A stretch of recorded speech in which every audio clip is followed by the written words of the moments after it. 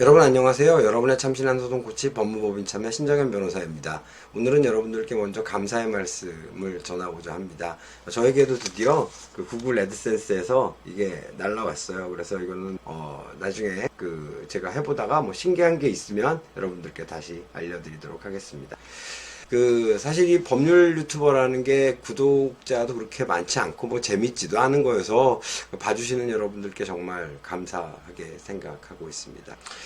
오늘 말씀드리고 싶은 거는, 어떻게 진실되게 좀 반성을 해야지 그 집행유예라는 좋은 결과를 얻을 수 있는가에 대해서 말씀드리고자 하고, 오늘 사건은 뭐 소위 말하는 요즘 가장 엄하게 처벌이 되죠. 음주운전 3회, 그 다음에 거기에 그 사고 미조치, 즉 뺑소니가 겹친 사건입니다. 그런데 정말 열심히 빌어서 집행유예라는 좋은 결과를 얻게 됐어요. 보면은 판결 주문은 피고인을 징역 1년 2개월에 처한다. 근데 이 사건의 확정일로부터 2년간 형의 집행을 유예한다. 하고 그 다음에 사회봉사와 그 다음에 준법 운전 강의 수강을 받았습니다. 그럼 어떤 범죄인지 보면, 먼저 범죄 전력을 보면 이미 2번의 음주운전 경험이 있었습니다. 그리고 피고인은 승용 차량 운전 업무를 하는 사람이고, 이제 업무상이라는 걸 붙여야 되니까 그렇고요.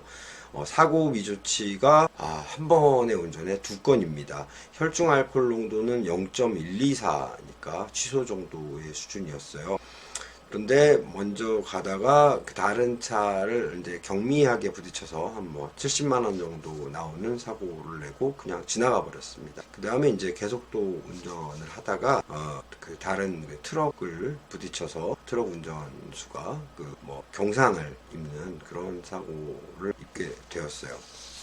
그리고 이제 3회 음주운전에 해당이 된 거죠. 그래서 이거 유죄니까 증거의 요지나 이런 건 볼 필요가 전혀 없고요. 이건 전부 다 바로 처음부터 인정을 다 했고, 해당 법조는 교통사고 처리 특례법, 업무상 과실치상, 그 다음에 음주운전, 그 다음에 송괴후 미조치에 대해서 이렇게 있습니다.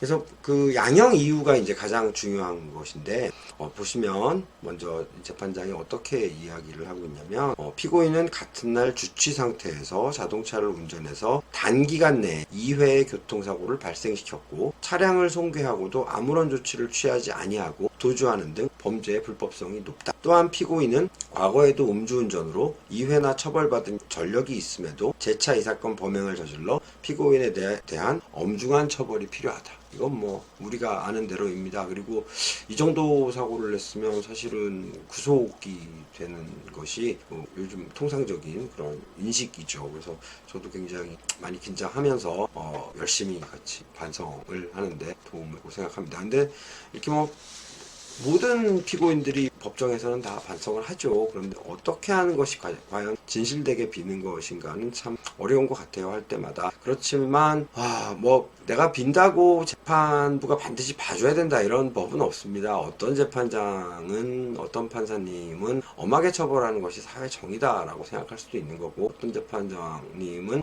그 정도 반성했으면 되지 않았겠나, 이렇게 생각하는 것도 재판장의 양심의 자유의 범위 안에 있는 것이기 때문에 우리가 판결에 대해서 뭐라고 할 수는 없을 것 같습니다. 그러면 앞에까지는 이렇게 엄중한 처벌이 필요하다라고 결론을 내셨고, 그건 저도 마찬가지로 엄중한 처벌은 필요합니다만, 이제 어떤 사유로 집행유예를 받았는지 보죠. 근데 이 집행유예 판결은 그렇게 디테일하게 쓰진 않아요. 왜냐하면 어차피 집행유예를 주실 거기 때문에 개략적인 내용만 씁니다. 다만이라고 해서 이제 봐주는 사유들을 쓰고 있는 거죠. 이 사건 혈중 알코올 농도. 근데 요거는 좀 사실 높은 편인데 조금 봐주는 요소로 들어가서는 안 되는 거 아닌가라는 생각인데 뭐고요. 운전거리는 3.5km인가 6km 정도로 굉장히 짧았습니다. 그 다음에 운전 경위, 이거 한마디로 정리가 됐는데요.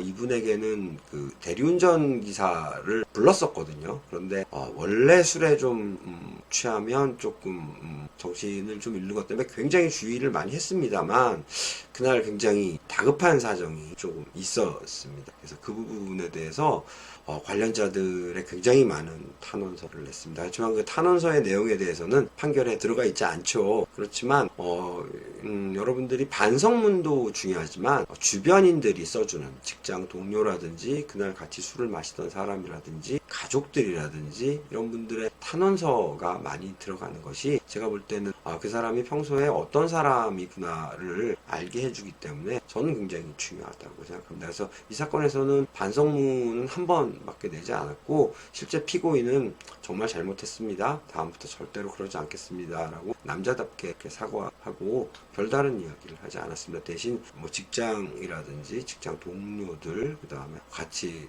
그날 술자리를 했던 분들, 가족분들, 그다음에 뭐 이런 상당히 많은 수의 탄원서를 넣었습니다. 그 다음에 이 사건 범행을 모두 인정하고 반성하는 태도를 보인 점, 이것도 굉장히 중요하죠. 근데 이거는 뭐 반성문을 많이 낸다고 이걸 받아들이는 건 아니에요. 근데 제가 얼마 전에도 반성문 쓰는 법에 대해서 올렸던 것으로 기억하는데 반성문을 쓸 때는 변명이 너무 두드러지게 쓰면 그 반성문이 아니다라고 생각을 합니다. 그 다음에 또 중요한 내용이 있습니다. 이 사건 차량도 처분한 점, 그러니까 사고가 나서 얼마 되자마자 차량을 바로 처분했습니다. 이건 굉장히 중요하죠. 다시는 음주운전을 하지 않겠다는 의지를 보인 것이니까요. 그 다음에 판시 범죄 전력 외에는 피고인에게 다른 범죄 전력은 없는 점. 이분은 그러니까 음주운전 이외의 충동을 못 이겼을 뿐 다른 범죄의 전력은 하나도 없었거든요. 그 다음에 두 건의 사고를 내고 이것도 또 굉장히 중요한 것입니다. 두 건의 사고를 내고 하나는 물적 사고죠. 하나는 이제 다치시긴 했지만 물론 보험사에서 전부 배상을 다 해줬겠죠. 하지만 그래도 피해자들한테는 가서 다시 사과를 하고 그 다음에 처벌 불원서를 받아오도록 제가 공고를 했습니다. 재판장도 재판 과정에서 그런 공고를 했습니다. 그래서 피고인들과 모두 둘 다 하고 합의를 했습니다. 물론 좀 돈은 많이 들었죠. 하지만 피해를 끼친 점에 대해서는 충분히 사과를 해야 되는 것이죠. 그래서 피고인에 대해서 피해자들이 처벌 불원서를 모두 제출해 주었습니다. 그래서 이런 유리한 정상을 참작하고 피고인의 건강 상태, 나이, 가족관계 이건 그냥 통상적으로 들어가는 단어입니다. 그 다음에 범행의 경위, 이 범행의 경위라는 것이 여러분들께 조금 말씀드리기가 그런데 제가 볼 때는 만약에 이제 일반적으로 말씀드리는 것은 대리운전 기사를 불렀느냐 안 불렀느냐는 굉장히 중요한 요소인 것 같습니다. 그 다음에 범행 후의 정황, 그 다음에 차량을 팔고 다시는 안 하겠다고 하고, 그 다음에 주변인들한테도 거꾸로 이런 범죄를 숨기지 않고 알려서 만성하고 회사에도 누를 끼칠 것을 대비해서 이렇게 얘기하고, 이런 내용들로 봤을 때 이분의 사과는 굉장히 진실하다고 이 재판장님께서 인정을 해주신 것 같습니다. 매우 감사하게 생각합니다. 그리고 이게 항상 이런 음주운전에 있을 때 이게 이렇게 하면 이렇게 된다라고 할 수는 없습니다. 왜냐하면 법원의 판사님들도 굉장히 생각이 다양하시지 않겠습니까? 그리고 이제 법은 법과 양심에 따라서, 판사의 양심에 따라서 판단을 하는 것이기 때문에 판사의 양심까지 우리가 어떻게 재단할 수는 결코 없는 일인 것 같습니다. 하지만 이 경우에는 정말 솔직하게 빌었고, 그 다음에 피해자들에게 사과했고, 그 다음에 차량도 더 이상 운전하지 않겠다는 의지를 확고하게 보였던 점이 중요한 것 같아서 여러분들께 말씀드리고자 합니다. 다시 한번 여러분들 덕분에 구글 애드센스에서 돈을 받을 수 있는, 저도 이제 유튜브에서 프로가 됐나요? 지금 현재 한 달에 한 10불 정도의 수입을 올리고 있는데 하루에 한 500원쯤의 수입을 올리고 있나요? 그런데 어쨌든 여러분들 덕분에 그렇게 돼서 매우 감사하게 생각합니다. 여러분 다시 한번 감사드립니다.